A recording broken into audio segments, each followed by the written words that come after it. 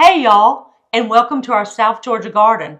Actually, today we're inside because it's such a dreary day, rainy day in Georgia, and I feel like it's raining all over the world.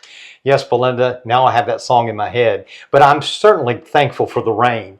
And it is helping our plants grow, nurturing them, making me dream of those spring blossoms that are just waiting to burst forth in just a short period of time. Yes, and speaking of spring blossoms, if you notice behind us is this beautiful painting.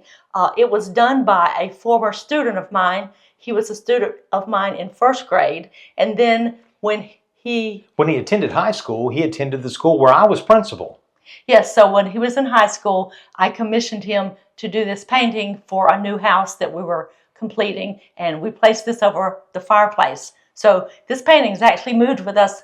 This is the third house. This is our third house and third gardens that we've had this painting. And you know, it is so good as retired educators to look at this, reminisce about past students, and reminisce about past gardens. In fact, that gave us an idea. As we're reminiscing about these past gardens, why don't we make a compilation of videos and share our experiences with you of some of our past gardens? Yes, and we know we enjoy watching reruns of gardening videos that we've seen on the gardening channels on YouTube.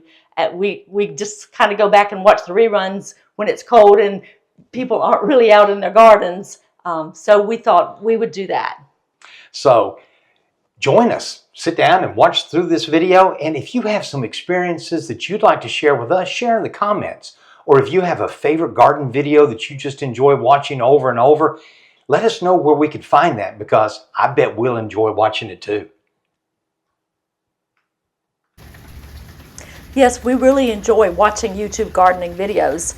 And when it's a rainy day in Georgia, it's nice to reflect on our past gardens and experiences, as well as to plan the spring that awaits us.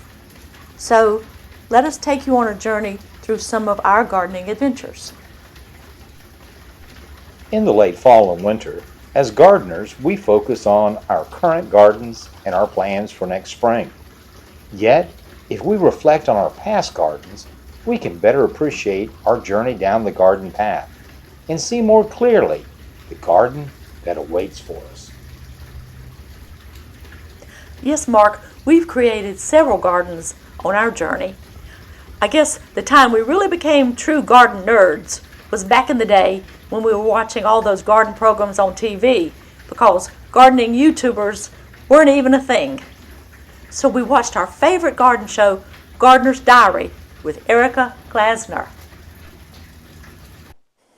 The home where we lived back then was in a suburban neighborhood with no interesting borrowed views. We were both working full-time, and we tend to be real homebodies on our time off. So we wanted to create our own secret garden, our own sanctuary at home. Yes, Mark, we often visited Savannah, which is nearby, and loved attending the Nog's garden tours each spring. We enjoyed their lovely courtyards, and this gave us the inspiration to create our own Savannah-style courtyard garden with brick hardscapes and wrought iron structures in our own backyard, even though we were in a suburban neighborhood. So I feel like we created our own secret garden.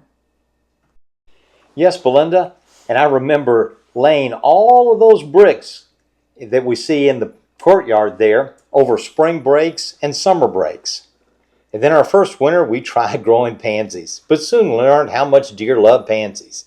In fact, the first time we planted pansies in our front yard, the deer not only nibbled on them, they actually pulled them up by the roots and scattered them around the front yard. Yes, so we quickly learned that pansies in our area are really considered to be deer candy. So we quickly knew that we could only grow pansies safely in that fenced area on our back terrace. Yes, Belinda, and we learned that instead of relying on pansies for winter and spring interest, we could use daffodils, because they're deer resistant, of course. Yeah, and actually they come back every year in our area, so that makes them a much better purchase than the pansies.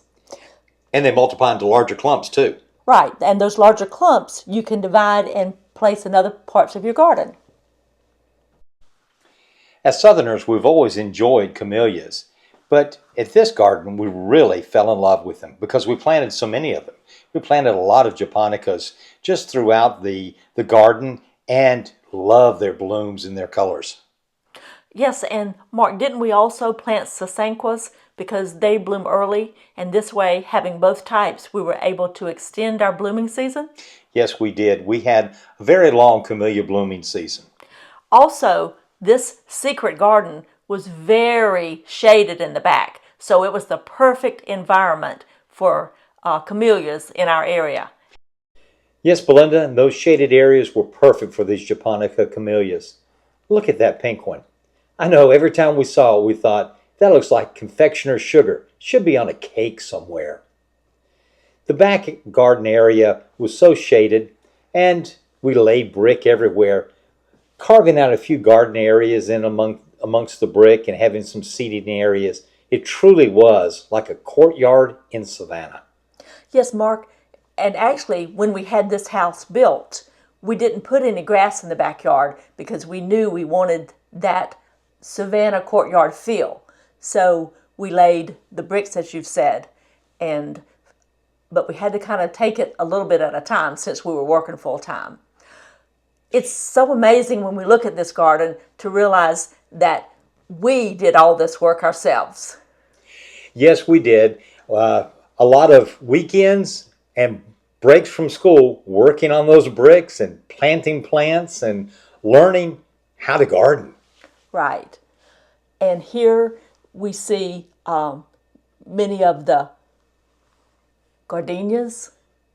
Yes, that's a large gardenia right there almost in the center. And then here is a little area that we had some full sun for just a few hours, but it was mostly dappled shade. Yes, most of this backyard was dappled shade. Occasionally the sun would shine through, as it is in that picture, but mostly dappled shade. But we did have enough sun for those gardenias to bloom. Oh, here's the alley that we had going across the back. Right, and we created that alley with holly trees that I found at the clearance at our favorite nursery. And really, Mark, this back garden was so green because it had trees and shrubs and ground covers mostly, not really any perennials there to speak of. So yes, our backyard garden was very lush and green, various shades of green, and all the camellias gave us lots of color. A lot of beautiful color. Then we had the gardenias and their wonderful fragrance, but then we also had banana shrubs and tea olives that were both very fragrant. And our back terrace was really an extension of our house because we enjoyed spending time there. That's the place that we did more color with annuals. Yes, it was a very nice area to spend time out there around that chiminea, winter or summer both. And what courtyard's not complete without a water feature, a fountain? And we had a fountain installed. As you can see there, one winter it froze over and created an ice sculpture. Yes, and when it wasn't frozen, it was a great place for wildlife to come and get a drink. Certainly was, and how relaxing that water sound is. Yes, Mark, and while we lived here, one morning we actually woke up to a blanket of snow, which is a rare occasion for South Georgia. Yes, it is, Belinda. Once in a decade, we get snow that stays on the ground. I know our northern friends get it every year, so it is unusual when we get it. But it was lovely to see. So we created this garden on a lot that was about a half-acre lot. And as you can see here, the front of the house was our full sun area where we planted lots of perennials and annuals. But it was our back garden, the shady garden, that was our secret garden. Yes, Belinda, it was the backyard that was our Savannah-style courtyard garden. Yes, Mark, we knew we wanted to create a beautiful garden here. So when we had the house designed, we added lots of windows and doors that looked out to the garden. And then once you stepped out onto the terrace, you were immersed in nature. we had a small fountain just beside the steps that was really nice to listen to. And then, remember that large fountain? Oh, this one? Oh, not the one in Forsyth Park in Savannah. This one. Right. And we enjoyed it so much here that we had it moved to our next garden. Yes, and here it is in our coastal cottage garden that overlooked the marsh. Every spring, the Casina Garden Club on St. Simon's Island presents a garden tour of coastal cottage gardens. Yes, Belinda, and we've enjoyed seeing the gardens there on St. Simon's Island because we get so many ideas about the coastal cottage style. Yes, so this got us thinking. Maybe we would like to live in a coastal community. And when we visited a coastal community that was near us, we were mesmerized by the large oaks and all that moss draping down. Yes, Belinda, those live oaks were beautiful with the moss hanging in them, but so were the expansive views out across the marsh. Right, and that expansive view made the garden seem so much larger, even though it was smaller than the property we were currently living in. Yes, we weren't used to borrowed views, so it was nice to have one. Yes, and the house on this property lent itself to be more of a cottage style, so it would fit perfectly with our view of a coastal cottage garden. Yes, Belinda, and we started with our coastal cottage garden by planting and making it look like a real cottage on the coast. Yeah, and even though we lived on the coast, this community had lots of deer pressure. In fact, one evening, the deer actually walked up the steps onto our porch and ate plants in the planter. We jokingly said they were so close they could have rung the doorbell. We also installed pea gravel pathways that meandered through the garden, giving it a coastal cottage feel. And we brought a fountain with us for the front courtyard from our previous garden and installed it and planted plantings around it all along the brick walk to the front door. Yes, the sound of that fountain was so nice, and this was one sunny area in our garden, so here is where we planted some perennials and changed out annuals to give a seasonal color. One other sunny spot in our garden was out near the driveway by the mailbox. This was an area where we decided to put our bird girl statue so that we would have a bird girl garden at our cottage garden. I was able to put out wildflower seeds, and the zinnias really took off. So we enjoyed seeing the zinnias every year, and the butterflies really loved the bird girl garden. Yes, Belinda, remember we had to have the driveway replaced, so we thought what would look good in our coastal cottage garden style. And we found some permeable driveway pavers that allowed you to plant grass in the grid work of the pavers. So we had a company install that for us, and we had a green driveway that allowed water to be permeable, but also added to that coastal garden cottage garden style. Yeah, and even though we were gardening on the coast, there was one year that we got a light dusting of snow just at Christmas time.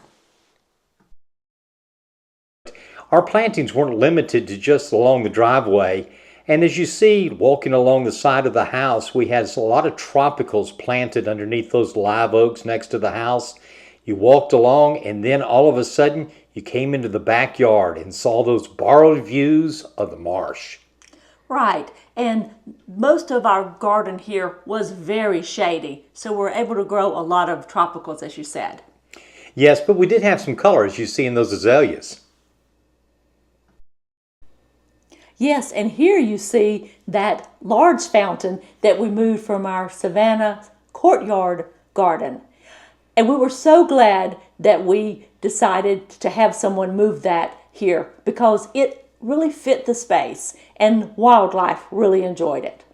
Yes, they did, and we enjoyed it too, hearing it from the deck and hearing it from inside, and just enjoying the coastal cottage garden style. And you spoke about those azaleas. They were actually already planted here, so these are probably decades old azaleas. They're the real old-fashioned kind, and they're gorgeous. They certainly are. And here you see part of that pea gravel path that meandered around the house. And in true cottage style, we did our paths out of different materials. Some were pea gravel, some were brick, and some were stone. When we bought the house, it really had no garden style. But the house itself seemed like it was a cottage that we could envision a coastal cottage garden style with this house. Yes, Belinda, and we wanted to add to that, so we added window boxes because they're so iconic in cottage gardens that have billowing flowers. And we filled the window boxes with different plants for each season. Yes, I think in the picture there, those are dragon wing begonias, and they wintered over for us season after season. Yes, and when we planted our beds, we mostly used mixed borders with annuals and perennials and shrubs. Yes, our property was so full of trees that we really didn't need to plant any trees because, as you can see, we actually lived in a maritime forest.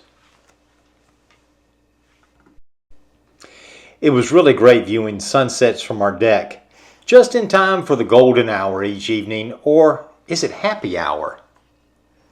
It was probably happy hour for us, or at least some sweet tea. Yeah, and being able to take in those views from the deck was fabulous. But we were really sold on the inside of the house when we were able to see the view of the marsh from all the windows. Yes, we could look out of so many different areas, like the bedroom there, looking out at the fountain and the garden, or if we were upstairs, looking out from upstairs and having that vantage from over the garden, looking down at our plantings and down at the marsh. Those windows really sold us. Right, and I remember that always, as soon as a visitor would walk in our front door, the first thing they would say was, "Wow, look at that view."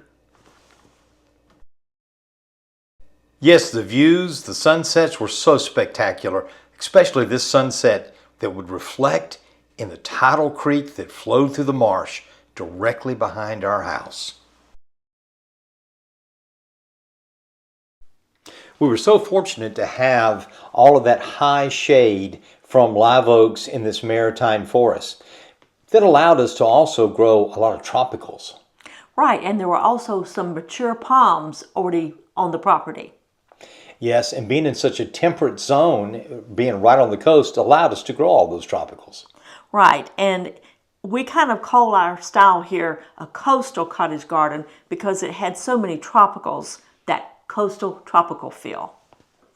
Yes, even though it was a cottage garden, definitely was tropical. We had a lovely walking path behind our house, and again, we planted lots of tropicals here, some perennials and a few shrubs, but also we placed a bench on the path for anyone to sit and view the marsh. And we actually had a few people that regularly came and sat on the bench. We enjoyed having those visitors there. Beside the bench, you'll notice that we had some planters, and not only did we have some people walk down our path, but we also had some deer who occasionally came down the path. And we soon learned that we could not grow the cordyline in those pots without the deer chomping them to the stems. So we had to move our cordyline to inside beds or elevate them in higher containers. Dealing with deer, yes, was a problem at this garden. Yes, and those coastal deer sure enjoyed our plants, some of them. Right. They didn't read the labels on what they were supposed to eat and not eat. But we did adjust our plantings and put things in these planters right on the pathway that were more deer resistant. Yes, Belinda, we had to adjust our plantings to accommodate not just the deer, or actually not accommodate the deer, but also to be aware of that we had salt in the air, salt in the soil, because as you see, the marsh would fill during high tides, and extremely high tides, the salt water from the tidal creek would actually flow into our garden. So we had to be very aware of what we planted and adjust our plantings to fit the area, which gardeners really should be doing in any garden. So Belinda, people probably will ask, and they have asked, why would you leave such a beautiful coastal cottage garden? And I guess since we had recently retired, we asked ourselves, where can we plant? What can we do? And we really almost filled up this small garden. In fact, we'd already asked the HOA, and they had allowed us to plant on some of the commons areas. Yes, and we had kind of filled the common areas that were right along our house and the walking trail. So we needed more area in which to garden. Right, and we had always loved being out in the country, so we thought, why don't we look for some acreage out in the country and we could create a country style garden. Yes, so that is our current garden. We feel that we were so fortunate to find a place in the country that had some acreage that was pretty much a blank slate as far as garden space goes. It had some full sun areas as well as some large trees with some woods and even a lake. Yes, because we'd fallen in love with having a borrowed view, which we now have with the woods and the lake. And we love playing in the dirt. We thought creating a country-style garden here would be fun, exciting, and would keep us active since we're now retired. Yes, and we've already said that we are homebodies, so creating our own haven here and our country-style garden with lots of southern comfort is just what we want to do. Yes, and we had the idea, create a YouTube channel so we could chronicle our progress and take others along with us. Right, so we hope y'all will enjoy our gardening adventures with us. Well, we hope you enjoyed watching our video showing some of our favorite gardening experiences that we've had over the years. And it's so great that now we're finally able to sit outside. The rain has slowed down enough that we can be out on our back porch enjoying our view and seeing our gardens and being so thankful for the rain. Yes, Belinda, it was nice making those videos, but it's so nice looking at your garden right now, and I'm seeing camellias and other things, and the garden just looks happy in this rain. Yes, and we're enjoying the fresh air outside. The rain has cleared the air, and it's so nice and fresh. Certainly is, and we hope you've enjoyed coming along with us, and please share with us your experiences in the comments below. Tell us what you enjoy doing on a rainy day, or gardens that you enjoy watching. Maybe we'll look those up and watch them too. I think it's time for some sweet tea. You're right. Cheers.